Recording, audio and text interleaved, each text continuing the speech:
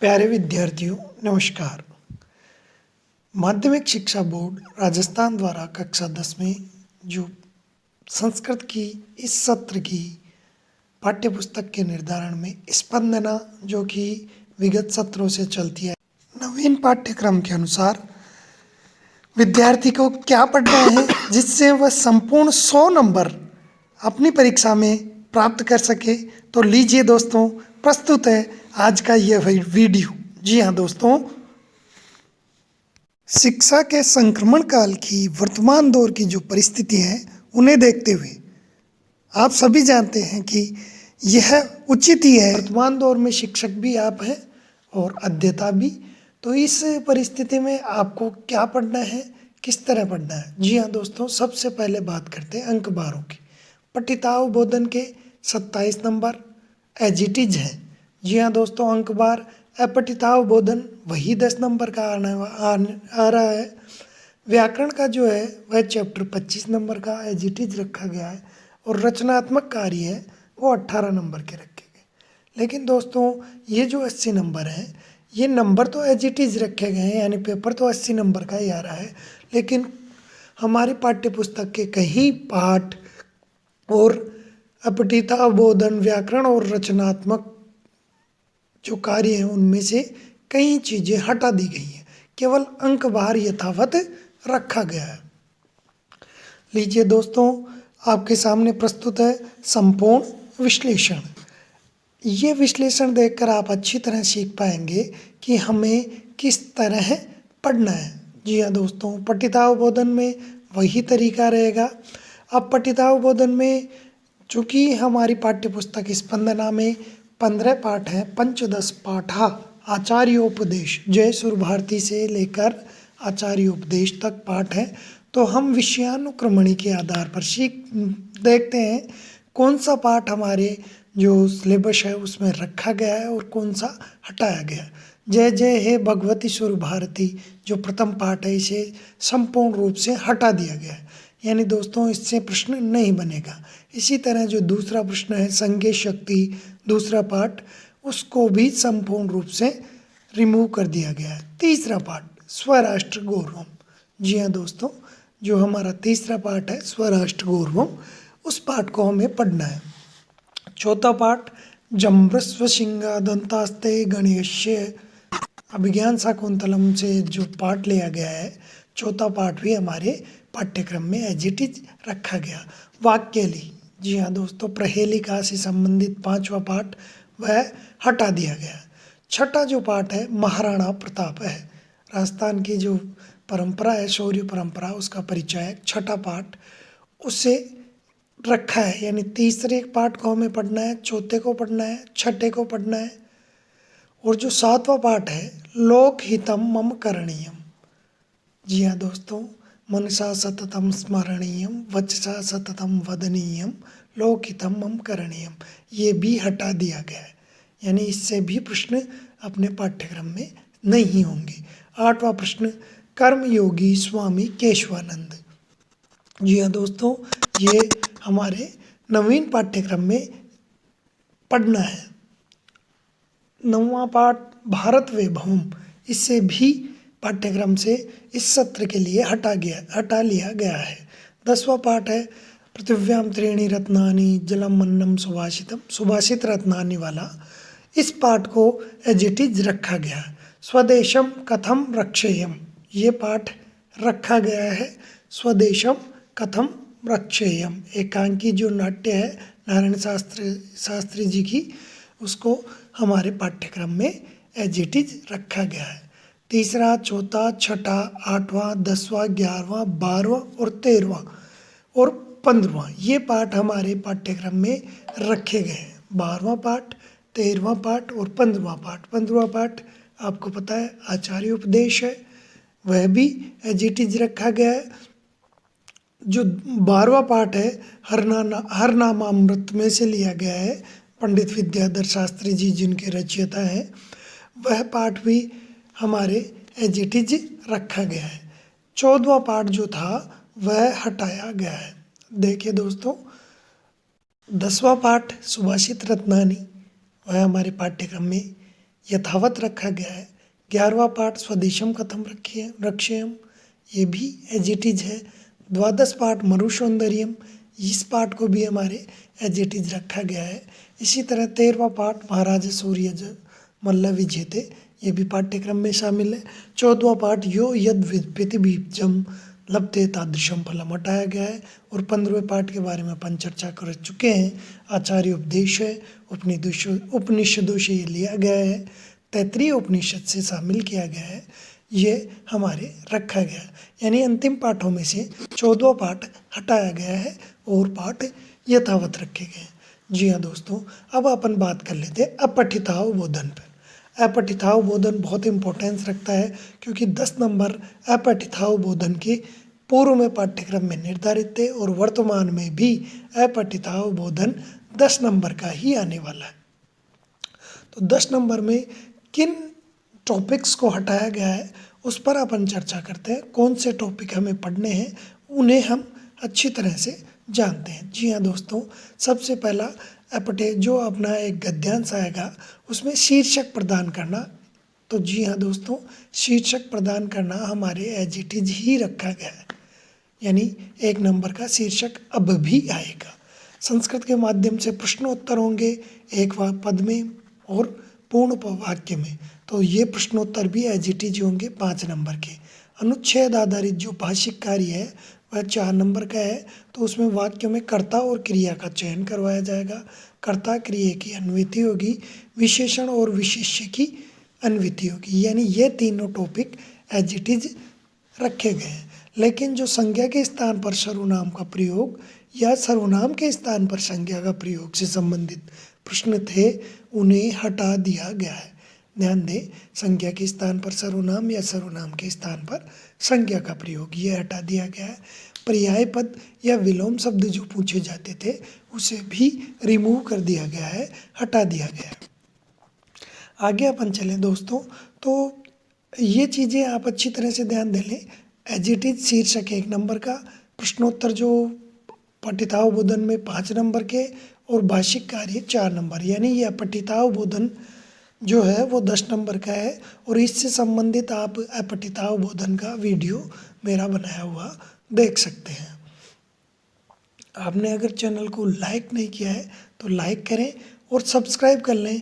आपको अपने नवीन पाठ्यक्रम के अनुसार संपूर्ण अध्ययन सामग्री यथा समय मिलती रहेगी। दोस्तों, बात करें व्याकरण की, तो संधियाँ स्वर संधि, व्यंजन संधि और विसर्ग संधि 3 प्रकार की संधि होती है। जैसा कि आप जानते हैं, तो व्याकरण हमारे कितना नंबर का है, तो यह बहुत इम्पोर्टेंस रखता है क्योंकि 25 नंबर व्याकरण के पूर्व में निर्धारित थे और इस बार भी 25 नंबर व्याकरण के एज इट इज रखे गए हैं।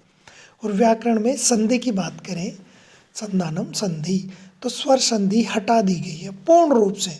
जी हाँ दोस्तों, स्वर संधि से इस बार कोई प्रश्न नहीं पूछा जाएगा।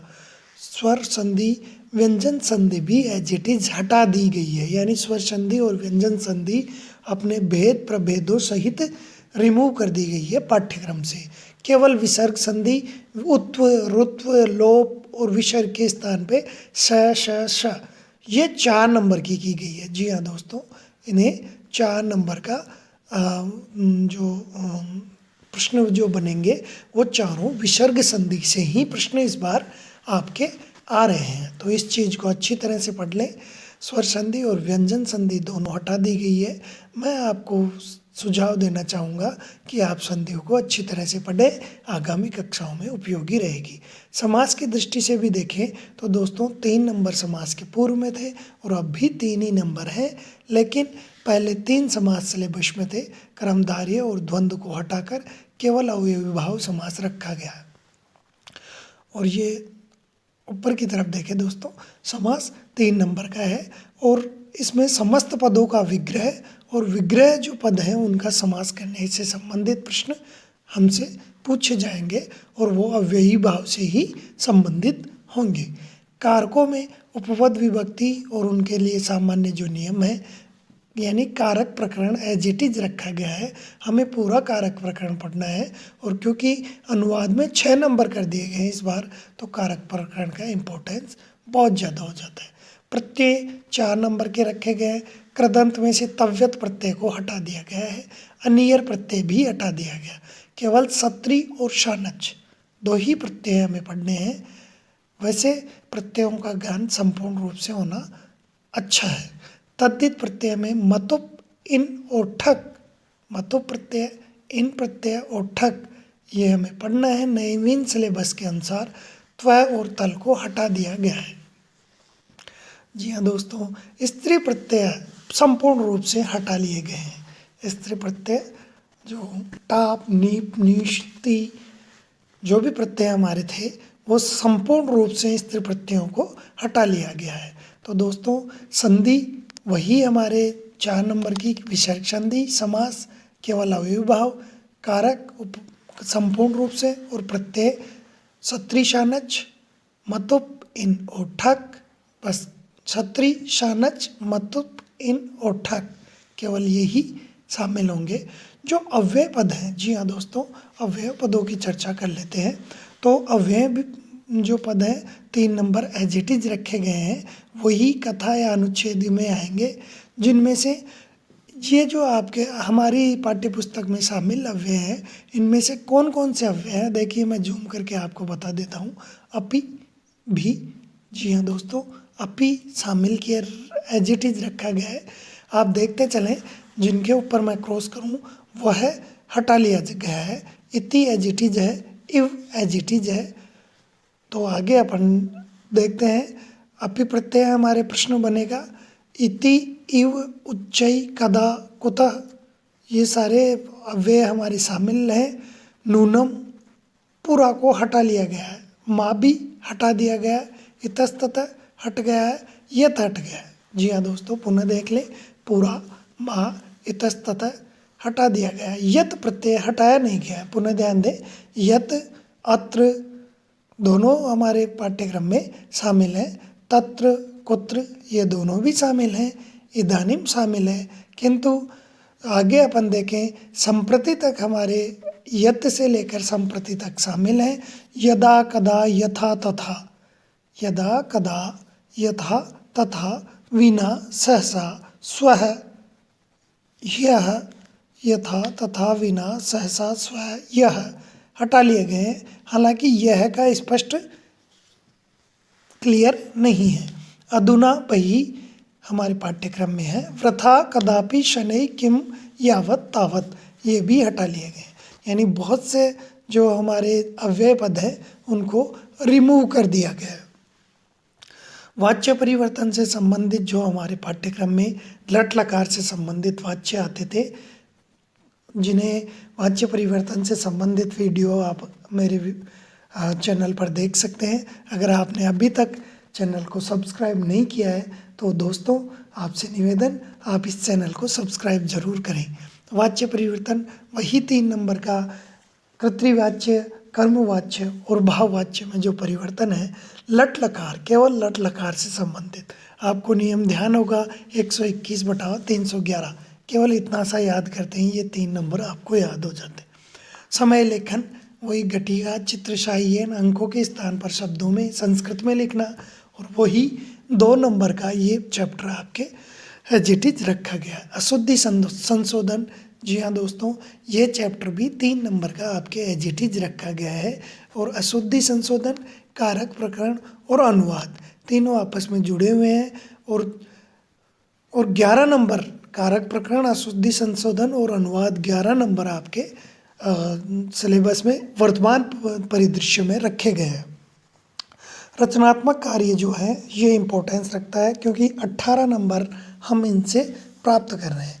और 18 नंबर जो प्राप्त कर रहे हैं, नंबर तो एज इट इज रखे गए हैं, लेकिन दोस्तों जो इसमें 5 पॉइंट्स में ये 18 नंबर बटे हुए थे, इसकी जगह केवल 3 पॉइंट, जैसे किसी भी विषय को स्वीकृत करके प्रार्थना पत्र या अनौपचारिक पत्र लिखना पहले 4 नंबर का हुआ करता था, अब इसे बढ़ाकर 6 नंबर का कर दिया गया है। यानी पत्र आपको, प्रार्थना पत्र और पत्र अवश्य याद करने हैं। जी हाँ दोस्तों, ये आपके 6 नंबर बहुत इम्पोर्टेंट हो जाते हैं। दूसरा जो टॉपिक था 4 नंबर का, संकेत के आधारित संवाद। संवाद भी आपके 6 नंबर के कर दिए गए हैं, यानी ये भी आपकी बहुत अच्छे नंबर दिला सकते हैं। अनुवाद कार्य, जी हाँ दोस्तों, ये जो 4 वाक्यों का संस्कृत भाषा में अनुवाद था, इसकी जगह 6 वाक्यों का संस्कृत भाषा में अनुवाद है और 8 में से 6 को करना है। जी हाँ दोस्तों, 6 वाक्यों का अनुवाद करना है और ये भी 6 नंबर के कर दिए गए, यानी अनुवाद आपके बहुत इम्पोर्टेंस। अनुवाद 6 नंबर, 3 नंबर अशुद्धि संशोधन, कारक प्रकरण, तो इस तरह 11 नंबर आपके ये अनुवाद से संबंधित है। आगे जो हमारे चित्र वर्णन था, कथाक्रम संयोजन था, षड वाक्यों का जो यथावत रखना था वो हटा लिया गया है। रचनात्मक कार्य में 18 नंबर जो हैं, प्रार्थना पत्र या पत्र के 6 नंबर, संवाद के 6 नंबर और 6 वाक्यों का संस्कृत में अनुवाद 8 में से, तो उसके 6 नंबर निर्धारित किए गए हैं। तो दोस्तों, इस तरह आपके पाठ्यक्रम में क्या क्या शामिल किया गया है मैंने अच्छी तरह समझाने की कोशिश की है। विषयानुक्रमणी से आप सब समझ चुके हैं, फिर भी मैं चाहूँगा कि आप एक बार जो हमारा भाषिक कार्य यानी पाठ्य पुस्तक के कौन कौन से पाठ पढ़ने हैं उन्हें हम देख लें। पहला पाठ, जय जय हे भगवती सुर भारती तव चरणों प्रणमामि, नाद ब्रह्ममय जय वागीश्वरी शरणम ते गच्छामि। इसे वर्तमान सत्र के लिए हटा लिया गया है, यानी इस पाठ से संबंधित हमें कुछ प्रश्न नहीं याद करने हैं। दूसरा पाठ, जी हाँ दोस्तों, दूसरा पाठ संज्ञेय शक्ति। संज्ञेय शक्ति, संगठन में शक्ति होती है। जो दूसरा पाठ है इसके बारे में अपन ये गलत मार्क हो रहा है दोस्तों, पुनः अपन देखते हैं। दूसरा पाठ हमारे पाठ्यक्रम से हटा दिया गया है। जी हाँ दोस्तों, दूसरा पाठ पाठ्यक्रम से संपूर्ण रूप से हटा लिया गया है। आगे अपन चलें तो जो तीसरा पाठ है वहाँ से हमारी पाठ्य पुस्तक शुरुआत की गई है इस सत्र के लिए। और तीसरा पाठ आप सभी जानते हैं, जो तीसरे पाठ का उनसे हमारे शुरू किया गया है, उस पाठ जो तृतीय पाठ है, वयम राष्ट्रे जगृह्णामि स्वराष्ट्र गौरवम, यानी अपने राष्ट्र का गौरव जो है पृथ्वी जो सूक्त है उसमें दिया गया है, माता भूमि पुत्रोहम पृथिव्या। ये जो भावना है इसका विकास करने के लिए, राष्ट्र प्रेम की भावना विकास करने के लिए तृतीय पाठ को हमारे रखा गया है। आगे अपन चलें तो दोस्तों, तीसरे पाठ के बाद में चर्चा करते हैं चौथे पाठ के बारे में। और चौथा पाठ, जम्रस्व सिंह दंतास्ते गणेश्य कांस्यता अभिज्ञान शाकुंतलम। अभिज्ञान शाकुंतलम में से जो दुष्यंत का पुत्र है सरोदमन, रक्षा करंडक जो औषधि है उसकी जो चर्चा है वो हमारे एजेटिज रखी गई है, यानी हमें चौथा पाठ पढ़ना है। आगे अपन चलते हैं पांचवा पाठ। पांचवा पाठ था कस्तूरी जायते कस्मात्, यानी वाक्यली परहेलिका कोहंती करिणाम कुलम। इस पाठ को हटा लिया गया है। जी हाँ दोस्तों, ये जो हमारा पाठ है इस पाठ को रिमूव कर दिया गया है, रिमूव्ड, यानी ये पाठ हटा लिया गया है दोस्तों। तो इस पाठ से संबंधित प्रश्न भी हमें नहीं पूछे जाएंगे। वाक्यली अच्छा पाठ था, बहुत अच्छा पढ़ने में और पढ़ाने में दोनों में अच्छा आनंद आता था। पर क्योंकि सिलेबस कम किया गया है तो संपूर्ण पाठ्य पुस्तक बहुत अच्छी थी, लेकिन अब 40% कम किया गया है तो कुछ तो कम करना ही था। हमारे राजस्थान का गौरव महाराणा प्रताप, राजस्थान के गौरव का प्रतीक महाराणा प्रताप, आन बान शान का प्रतीक, षष्ठ पाठ महाराणा प्रताप है। इसे पाठ्यक्रम में रहना ही था। जी हाँ दोस्तों, इसे रखा गया है। सातवां पाठ, लोकहितं मम करणीयं मनसा सततं स्मरणीयं वचसा सततं वदनीयं। पाठ को हटा लिया गया है, लेकिन दोस्तों लोकहित हमारे द्वारा अवश्य करना चाहिए और जो मन से, क्रम से, वचन से जो समाज का हित के लिए हमें तत्पर रहना चाहिए। इस पाठ को हटा लिया गया है। 8वां जो पाठ है कर्मयोगी स्वामी केशवानंद। स्वामी केशवानंद के जीवन परिचय, उनकी संघर्ष, उनके व्यक्तित्व के बारे में ये जो पाठ हमें जानकारी देता है, इस पाठ को हमारे पाठ्यक्रम में एज इट इज इस सत्र के लिए रखा गया है। आगे अपन चलें दोस्तों, तो स्वामी केशवानंद के बाद में देखिए दोस्तों कितना चित्र हैं। भारत वैभव 9वां पाठ है।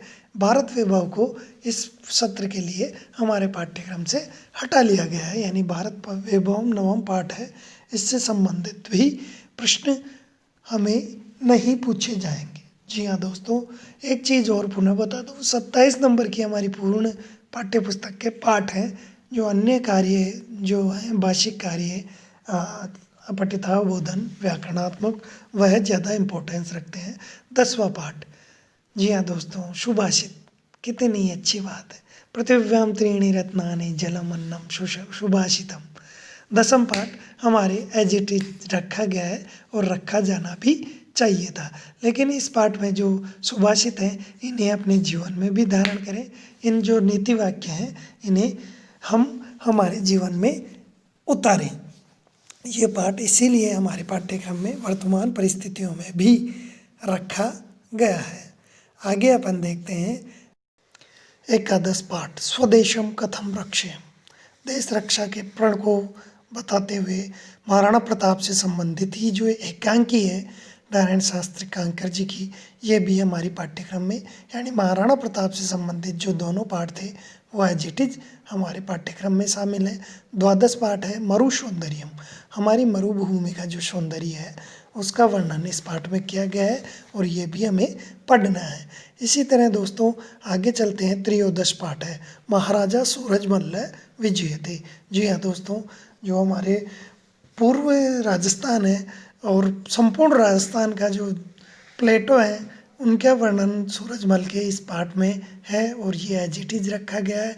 जो यद वपति बीजम ही लभते तादृशम फलम।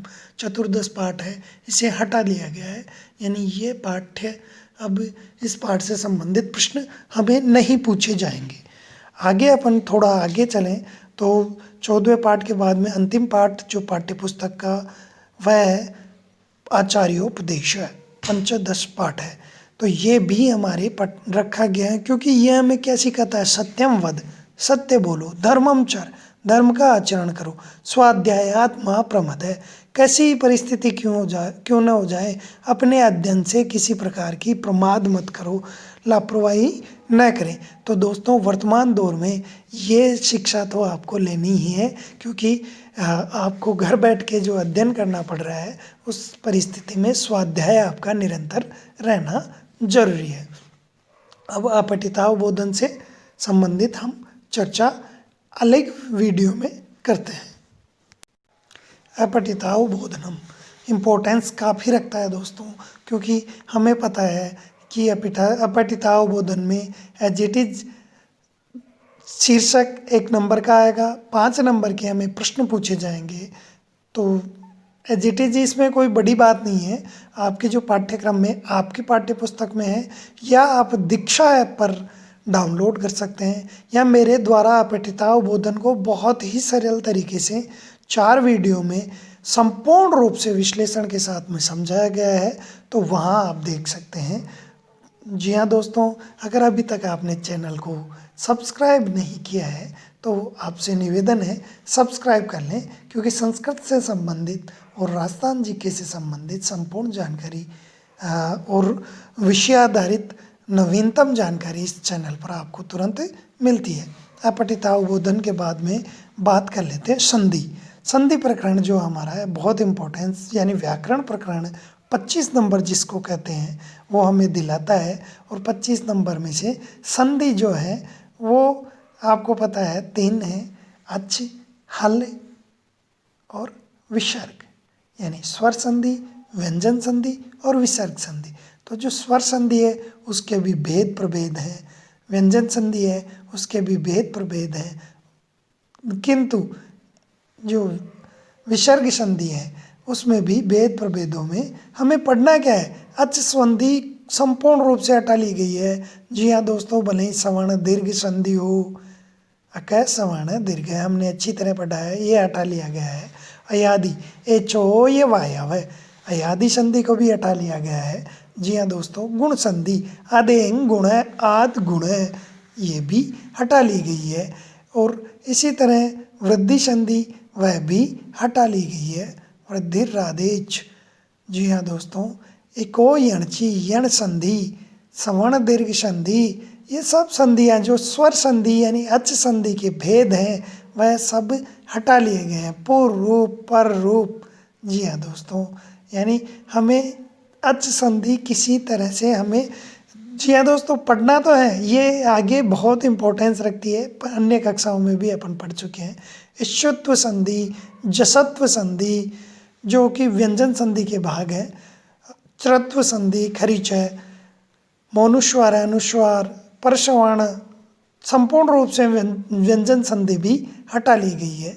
जी हाँ दोस्तों, परसवर्ण संधि और जो भी संधियाँ हैं वो सारी हटा ली गई है। ये चीज़ आप पुनः ध्यान दे लें। जी हाँ दोस्तों, अब ध्यान दें विसर्ग संधि पर, जो संपूर्ण संधि का चैप्टर है। इस बार जो चारों प्रश्न बनने वाले हैं वो प्रश्न विसर्ग संधि से बनेंगे।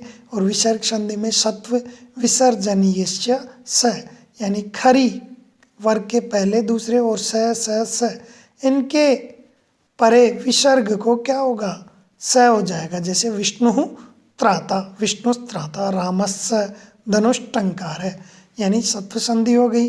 विसर्ग संधि सरी परे विसर्गस्य विसर्गो वाशात, विकल्प से सरी अगर स है तो विकल्प से आप विसर्ग भी करेंगे और शकार भी। हरिष्यते निस्संदेह नृपशिष्ट। उत्व संधि, जी हाँ दोस्तों, उत्व हसिच यानी विसर्ग संधि संपूर्ण रूप से हमें पढ़नी है। रामो हसति बालो याति, विसर्ग के स्थान पर रेप, जैसे मुनिर्रत्र, मुनिर्रिति, भानुर्रसौ, तैरागतम, धेनुर्गच्छति, एतैर्भक्षितम, विसर्ग के रेप करने वाला जो है वह है। या पुनर्रत्र प्रातर्गच्छति, जी हाँ दोस्तों, या विसर्ग का जो लोप करते हैं। बाला अत्र लता एदन्ते, वृद्धा यान्ति, राम आगच्छति, कृष्ण एति, बाल इच्छति। ये आपको एष इच्छति, एष गच्छति, एतत् तदो वाला। तो विसर्ग संधि से संबंधित जो हमारा चैप्टर है उसमें से हमें चारों प्रश्न पूछे जाएंगे। जैसे स गच्छति, स आगच्छति, स तत्र कविरच्यते, शंभुर्राजते। तो ये आप अच्छी तरह से समझ गए हैं दोस्तों कि हमें संधियों में से केवल विसर्ग संधि पढ़नी है। समास में भी बहुत ही सरल सिलेबस हमारे इस पाठ्यक्रम में हो गया है, क्योंकि समास 3 पाठ्यक्रम में पूर्व में शामिल थे, लेकिन केवल अव्ययी भाव समास, ओनली एंड ओनली अव्ययी भाव समास से संबंधित 22 अव्यय पद हैं, उनसे संबंधित आप संपूर्ण रूप से अव्ययी भाव को इस बार देखें। केवल ये जो उदाहरण दिए गए हैं इन्हीं पर आप आश्रित नहीं रहें। जी हाँ दोस्तों, और जो अगर आप वीडियो देखना चाहते हैं तो मेरे चैनल को सब्सक्राइब कर लें और बेल आइकन दबा लें। बेल यानी घंटी जो है उसे ऑन कर लें, ताकि मैं जब भी वीडियो डालूं आपको तुरंत मिलता रहे। जी हाँ दोस्तों, तत्पुरुष समास हटा दिया गया है। कुल मिलाकर केवल अव्ययी भाव समास ही हमें पढ़ना है। तत्पुरुष समास भेद प्रभेदों सहित हटा लिया गया है। लेकिन दोस्तों पुनः मैं आपसे निवेदन करूंगा, अगर आपका अव्ययी भाव समास संपूर्ण हो गया है तो इन समासों को भी आप पढ़ते रहें, क्योंकि ये आगे आपके भविष्य के लिए बहुत उपयोगी साबित हो सकते हैं। द्विगु समास, द्वंद्व समास, बहुब्रीहि समास, कर्मधारय समास आदि समस्त समासों को इस सत्र के लिए पाठ्यक्रम से हटाकर केवल अव्ययी भाव समास ही पाठ्यक्रम में रखा गया है। जी हाँ दोस्तों, बहुब्रीहि के दोनों भेद प्रभेद यानी केवल अव्ययी भाव के अलावा पाठ्यक्रम में इस बार कोई सा भी समास नहीं रखा गया। दोस्तों जैसा कि आप इन सब चीज़ों को पूर्व में भी पढ़ चुके हैं, तो मेरा निवेदन है जो हटाया गया पाठ्यक्रम है, अगर आपको समय मिलता है तो उसे भी आप पढ़ें, ताकि आपका जो जो आपने नींव मजबूत बनाई है वह मजबूत बनी रहे। कारकों की दृष्टि से बहुत इम्पोर्टेंट हो जाता है दोस्तों कारक प्रकरण, अशुद्धि संशोधन और साथ ही कारक प्रकरण, अशुद्धि संशोधन और तीसरा जो अनुवाद कार्य है, तीनों मिलाकर 11-12 नंबर हमें दिलाता है। जी हाँ दोस्तों, तो ये चीज़ हमें अच्छी तरह से कारक प्रकरणों को अच्छी तरह से पढ़ना है। ये अनुवाद करने में भी हमारे सहायक होंगे और अशुद्धि शुद्धि संशोधन में भी सहायक होंगे। जी हाँ दोस्तों, तो आपसे निवेदन, अगर अभी भी आपने हमारे इस चैनल को सब्सक्राइब नहीं किया है तो सब्सक्राइब ज़रूर करें। और इनसे संबंधित प्रत्येक टॉपिक से संबंधित वीडियो मैं पूर्व में भी बना चुका हूँ और वर्तमान पाठ्यक्रम के संदर्भ में आपको किस तरह पढ़ना है, किस तरह आप संस्कृत में 100 में से 100 नंबर ला सकते हैं। क्योंकि आप में से अधिकांश विद्यार्थियों ने देखा होगा बोर्ड परीक्षा की जो टॉपर्स विद्यार्थी हैं जिनके 100 में से 100 मार्क्स आए हैं, उनसे संबंधित जो उत्तर पुस्तिकाएं यानी बोर्ड की कॉपी हैं जिनमें बच्चों ने ही लिखा है और 100 नंबर जिनको प्राप्त हुए हैं, उनकी कॉपियों से संबंधित वीडियो भी मैं बनाकर आपको दिखा चुका हूँ, आप देख सकते हैं। जी हाँ दोस्तों, मेरे इस चैनल को आप सब्सक्राइब करें और वहाँ जाकर आप देख सकते हैं। प्रत्ययों में जी हाँ दोस्तों, आप उपरोक्त जो विषयानुक्रमणी थी वहाँ पर मैं आपको अच्छी तरह प्रत्ययों को समझा चुका हूँ। सत्रि प्रत्यय हमें पढ़ना है, कौन कौन सा प्रत्यय है सत्रि है और कौन सा हटा दिया गया है, ये चीज़ें आप अच्छी तरह से हम वहाँ देख चुके हैं। क्योंकि वीडियो ज़्यादा लंबा होता जा रहा है, इस संदर्भ में आप पुनः विषयानुक्रमणी में देख सकते हैं। जी हाँ दोस्तों, मैं आपको बता रहा था बोर्ड परीक्षा जो 2019 का पेपर था उसका संपूर्ण जो बोर्ड परीक्षा के टॉपर विद्यार्थी की जो किस तरह उसने लिखा है और किस तरह 100 में से 100 अंक प्राप्त किए हैं, उससे संबंधित वीडियो मैं आपको मैं अपलोड कर चुका हूँ। और क्योंकि उस जहाँ तक है जो पूर्व के जो पेपर हैं उनमें से 60 से 70% प्रश्न इस बार अपेक्षित हैं। क्योंकि एक जो गैप हो गया है उस संदर्भ में जहाँ तक है पेपर जो बनेंगे वो पिछले सत्रों के पेपर्स पर आधारित होंगे। तो उस वीडियो को आप ज़रूर देखें। और आप कैसे देख सकते हैं, आप मेरे चैनल को सब्सक्राइब करें, फिर आप चैनल को ओपन करें। ओपन करने के बाद में आपको जो वीडियोज़ या प्लेलिस्ट मिलेगी, प्लेलिस्ट में जाकर आप कक्षा 9 से 12 संस्कृत कक्षा 9 से 12 उसमें देख सकते हैं, या मैं प्लेलिस्ट एडिट करके कक्षा 10 के लिए अलग से प्लेलिस्ट बना रहा हूँ, उस प्लेलिस्ट में आप जाकर देख सकते हैं। जी हाँ दोस्तों, जो मैं क्रॉस कर रहा हूँ वो हटा लिए गए हैं, पूरा माँ हटा दिए गए हैं। और पहले भी वैसे आपको एक एक जो प्रत्यय उपसर्ग है उन उपसर्ग पर इतस्ततः हटा लिया गया है।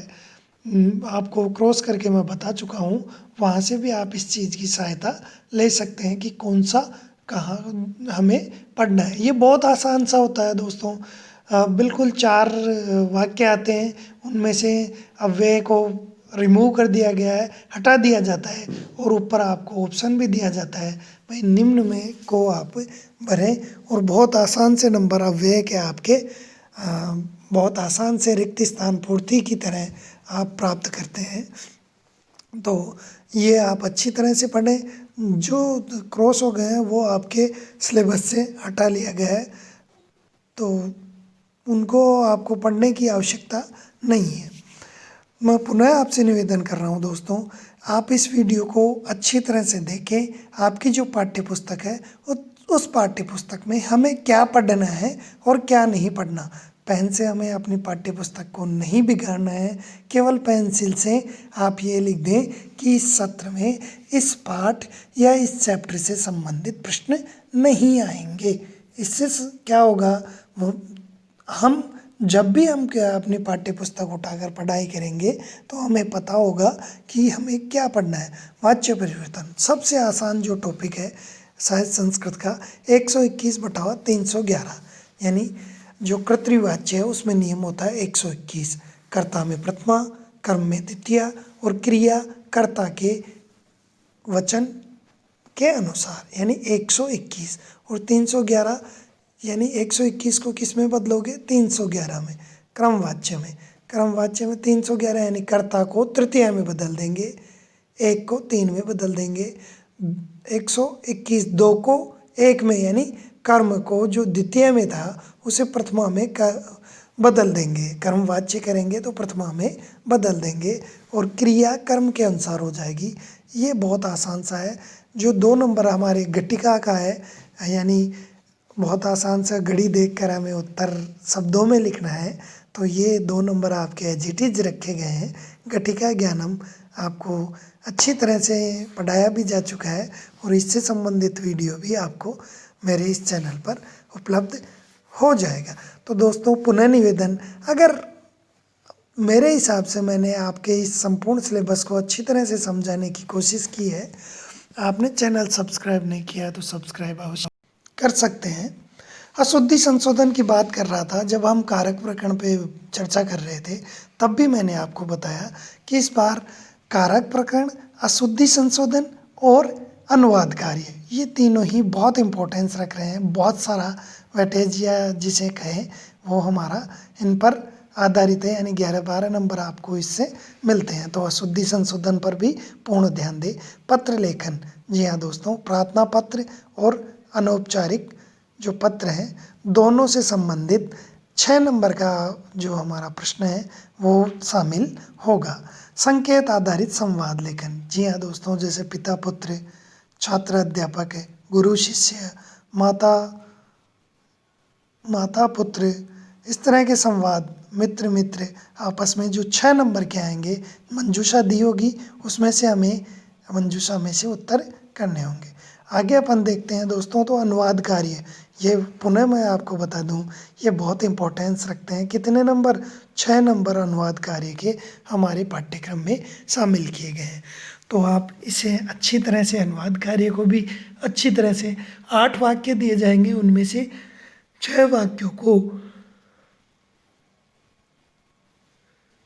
संस्कृत में आपको लिखना है। और मैं आशा करता हूँ आपको ये वीडियो बहुत अच्छा लगा होगा। और देखिए दोस्तों, चित्रों के आधारित जो वर्णन थे इसे हमारे सिलेबस से हटा लिया गया है, यानी चित्र आधारित वर्णन अब हमें नहीं करने हैं। इसी तरह जो कथाक्रम संयोजन था या क्रम रहित वाक्य थे, उन वाक्यों का संयोजन वो भी, हालांकि ये एक बहुत आसान सा मार्क्स के लिए आसान टॉपिक रहता था, इस टॉपिक को भी हटा लिया गया है। इस तरह दोस्तों मैंने आपकी इस स्पंदना के आधार पर संपूर्ण जानकारी दी है। दोस्तों अगर आपको अच्छा लगा हो चैनल को लाइक करें, शेयर करें, सब्सक्राइब करें और दोस्तों आपके प्रत्येक विद्यार्थी जो जिसे आप जानते हैं उसे ये लिंक शेयर करके उसके अध्ययन में आप सहायता करें कि आपको किस तरह इस बार कक्षा 10 संस्कृत विषय को पढ़ना है। जी हाँ दोस्तों, कक्षा 10 का जो संस्कृत स्पंदना है इसमें किस तरह अंक बार रखे गए हैं, इसकी संपूर्ण जानकारी संपूर्ण विश्लेषण के साथ में आपके साथ मैंने शेयर की है। आशा है आपको ये जानकारी बहुत अच्छी लगी होगी। तो अपने दोस्तों को अधिक से अधिक इस जानकारी को शेयर करें, साथ ही आप स्वयं और अपने दोस्तों को इस चैनल को शेयर, सब्सक्राइब और लाइक करने को कहें। धन्यवाद दोस्तों। मैं चाहूँगा शतरंग के रूप में 20 नंबर एक अध्यापक होने के नाते विद्यालय द्वारा आपको संपूर्ण मिले और जो 80 नंबर हैं